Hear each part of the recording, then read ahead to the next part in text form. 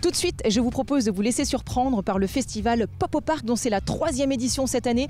Nouveau directeur, nouvelle mouture, enfin bref, que du bonheur. En plongeons dans un univers éclectique, ludique et participatif dans un écrin de verdure merveilleux qui est le Parc du Château à Sablé-sur-Sarthe. Allez, c'est parti. Eh bien, nous venons d'arriver à Sablé pour Pop au Parc et je viens de retrouver Roland Bouchon qui est donc le directeur de l'Entracte. Bonjour Roland, ça va bien? Ça va très bien avec ce beau soleil, c'est super. Alors Roland, nouveau directeur de l'Entracte, nouvelle mouture de ce Pop au Parc, c'est la 3e édition cette année, n'est-ce pas? C'est tout à fait la 3e édition, 3e journée de cette 3e édition. Voilà, 3, c'est bon, le chiffre 3, on aime bien. Alors du coup, est-ce que vous, en tant que nouveau directeur, vous avez voulu insuffler un nouvel ADN à cet événement ou vous êtes resté un petit peu dans la veine de l'ancien, c'est-à-dire qui axait beaucoup sur les arts du cirque, tout ça? J'ai gardé un peu de ce qui se faisait avant et puis j'ai rajouté 2 ou 3 petites choses. Donc on a gardé, vous l'avez vu, ce parc absolument somptueux, de la musique le vendredi et le samedi soir sous toutes ses formes et sous toutes ses couleurs. Et ce que j'ai souhaité vraiment rajouter, c'était aussi un lien avec le centre-ville. Donc à l'accueil, au tout début de ce festival, on est allé à la rencontre des habitants en centre-ville et ça a été très agréable et très apprécié en tout cas. Et aussi de garder, en tout cas ça j'y tenais, ce dimanche qui était ouvert aux familles, aux plus jeunes d'entre nous comme aux plus anciens, pour en faire en sorte que vraiment tout le monde trouve en fonction de ses envies, de ses humeurs, de ses émotions. Donc des concerts pour les petits, mais pas que des concerts, vous l'avez dit. Il y a aussi du cirque avec les invendus, les rustines de l'Ange qui vont déambuler avec leur accordéon. Donc voilà, tout est fait pour passer une magnifique après-midi. Fantastique. Alors du coup, ça représente, parce que c'est quand même colossal comme logistique, ça représente combien? Il y a des bénévoles, j'imagine?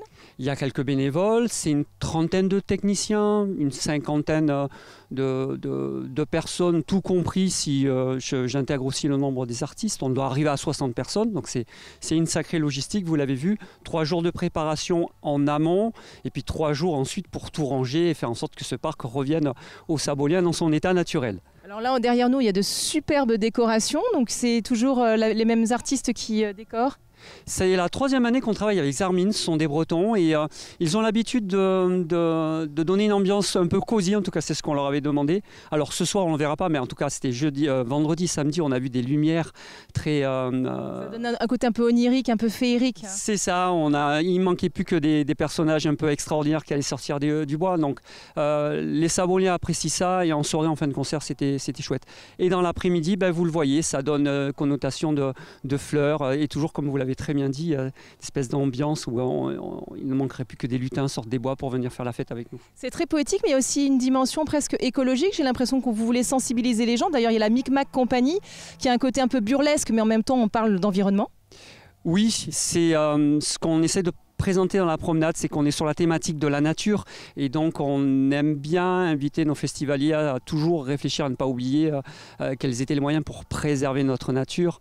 Bien sûr, les changements climatiques sont toujours à l'ordre du jour, donc on aime bien à notre place avec les artistes rappeler, avec les artistes comme la Micmac Compagnie ou avec les bureaux d'information, de faire attention pour ne pas faire tout et n'importe quoi avec ce magnifique lieu. Il faut respecter ce lieu.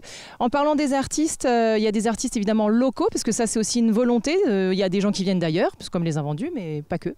Non, vous l'avez vu dans le programme, on a appelé les Sans Prétention, c'est des musiciens sartois qui sont très très bien connus ici, qui viennent, on va profiter de leur présence pour découvrir leur second album, donc c'est que du plaisir et ils viendront un peu commencer à finir la journée, un premier grand point d'orgue vers 17h si ma mémoire est bonne. Vous le vendez bien en tout cas Roland. Bon, on va aller faire un petit tour justement pour voir la promenade et puis tout ce qui se passe. Merci beaucoup. Merci à vous. Roland nous a parlé des invendus, et bien voilà, je les retrouve. Alors je suis avec Nicolas et Guillaume, c'est ça? Ouais, bonjour. Ouais, Guillaume. Alors comment est née votre collaboration? Elle est née d'une amitié ensemble, en premier lieu, et puis après on a développé le jonglage ensemble et le mouvement, et petit à petit, au bout de 15 ans, on s'est mis à créer ensemble. D'accord. Et alors du coup, vous faites vraiment tout tous les deux, c'est-à-dire vous travaillez de concert ou chacun a une partie spécifique? Non, on travaille tous les deux ensemble, on se donne, c'est des fois la difficulté aussi d'avoir toujours 2 avis pour une idée. Mais ouais, on décide tout ensemble, que ce soit la chorégraphie, les costumes. Après le travail musical, on a un musicien qui travaille avec nous. Et aussi, qui s'appelle François Coléo. Et on a aussi des regards extérieurs avec qui on bosse sur la création. différents regards extérieurs, par exemple pour la chorégraphie, pour le jeu, pour le jonglage, des parties comme ça. Comment vous définiriez votre style? Est-ce que vous avez un style d'ailleurs ou vous avez pas envie qu'on vous range dans une catégorie? Nous, on appelle ça le mouvement jonglé. On met la nécessité du corps dans le jonglage.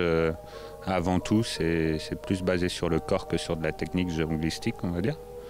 Et voilà, sur notre dualité, la corporalité qu'on peut avoir ensemble, comment on se pousse, comment on s'entraide ensemble.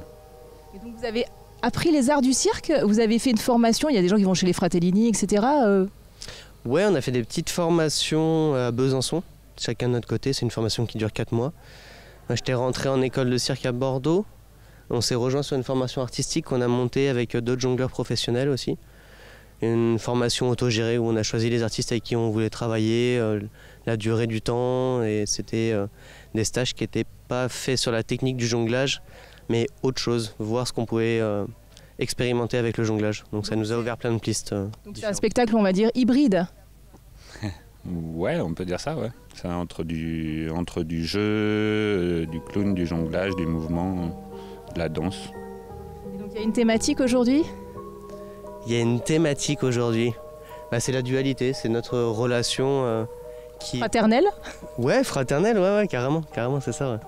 Et là, on parle toujours de ceux qui sont sur le stage, mais évidemment le spectacle c'est un ensemble, donc j'imagine que vous avez des régisseurs, vous travaillez, c'est pareil? Ouais, alors et là il y a Max qui est juste là et qui s'occupe de la musique aujourd'hui, du son, et quand on est en salle, en théâtre, il s'occupe aussi de la lumière. Et on a aussi un autre régisseur, Johan, qui bosse avec nous. Voilà. Qui contribue quand même à la magie du spectacle. Oui, exactement. Ouais.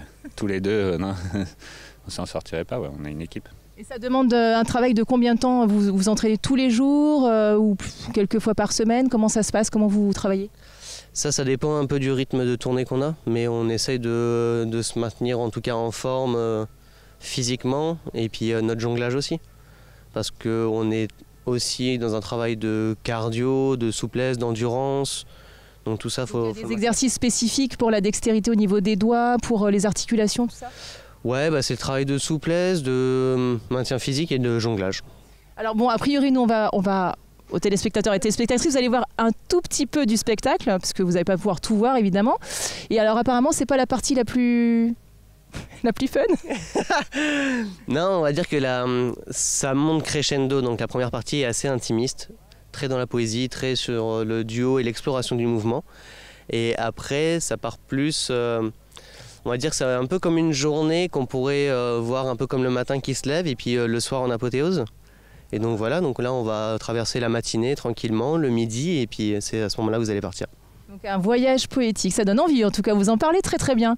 Bon merci beaucoup. Merci. Bonjour, quel est votre petit nom? Jérôme.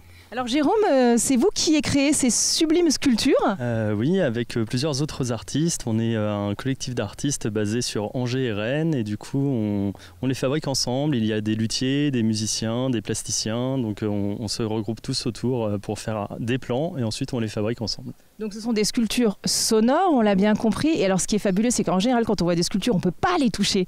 Et là, tout le monde peut y avoir accès, c'est participatif en fait. C'est ça, le but c'est vraiment l'interactivité où tout le monde peut s'essayer avec les sonorités, un peu la musique, beaucoup la recherche sonore, comprendre comment les différentes matières, les différents matériaux vont sonner entre eux puisqu'ils sont imbriqués les uns les autres. Voilà. Alors justement, tiens par exemple, celui qui est devant nous là, qui est assez étonnant puisque c'est une cymbale, c'est ça? C'est ça, donc là on va avoir une forme de poisson, donc si on filme face à la sculpture, on va découvrir que la forme est un poisson, et donc après on va avoir des sonorités qui du coup vont se déclencher à partir des petits kalimbas et qui vont se propager dans le reste de la sculpture et sortir par la cymbale. Par vibration donc. Par vibration, c'est ça, par vibration. Alors, je vais vous laisser nous faire une petite démonstration.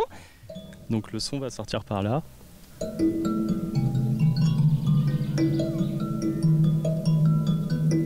Alors c'est absolument génial parce qu'on a l'impression, c'est un voyage, c'est-à-dire qu'on a l'impression d'être ailleurs. c'est fantastique. Oui c'est ça, on va avoir une réverbération en fait due à la cymbale et aux différentes tiges puisqu'elles ont différentes longueurs. Alors ces tiges, c'est du métal? Voilà, c'est de la tige filetée, donc c'est utilisé dans les chantiers. Et du coup, chaque tige va avoir une sonorité pure.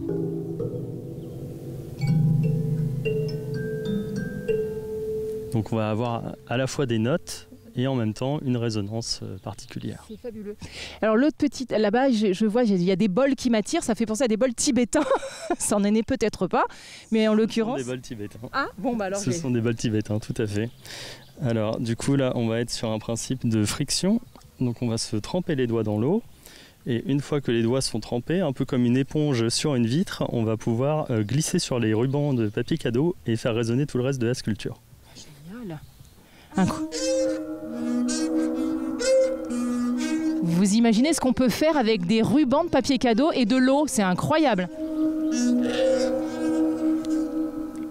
Voilà, donc pareil, ici on va avoir des notes, on va dire, mais qui vont être enveloppées par une sonorité très particulière.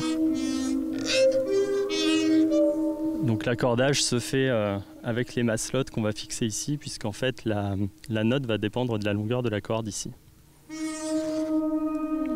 Le ruban sert d'archet pour venir faire vibrer cette tige filetée qui est plus petite, du coup on va avoir un son plus précis. Ouais, et ensuite le son est propagé par la cymbale. Incroyable, vous avez donc créé de nouveaux instruments à cordes. Voilà, alors c'est inspiré de l'orgue de verre en fait et du cristal bâché qui sont des instruments faits avec du cristal ou du verre pour la même résonance qu'avec les verres de cristal avec l'eau dans les dîners quand on tourne à l'intérieur. Et donc on a réappliqué ce principe à des rubans de papier cadeau. Écoutez, c'est fantastique. Alors en plus, ça peut faire une très belle œuvre d'art chez vous, dans votre maison. Du coup, si on veut vous trouver, vous êtes où ? Alors on circule dans toute la France en fait. Alors, on ne les vend pas aux particuliers, en fait on les expose dans des festivals et on va pouvoir aussi faire de la musique avec au cours de spectacles qu'on crée avec de la danse, du mime, de la marionnette à fil, de la bande dessinée. On a beaucoup de spectacles. Tout un univers. Voilà, c'est ça. Écoutez, merci beaucoup et bravo, c'est magnifique. Merci.